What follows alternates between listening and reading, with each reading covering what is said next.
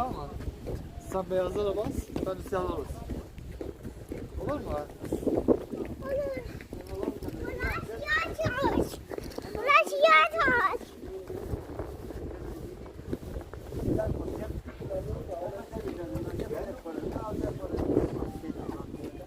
Bak burada. Ama yetişemiyor. Süper. Vallahi böyle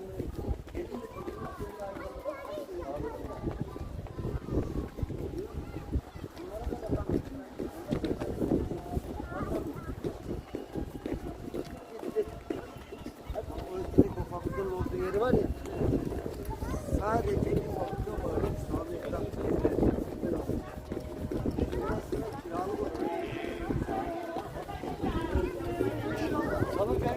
Çağla.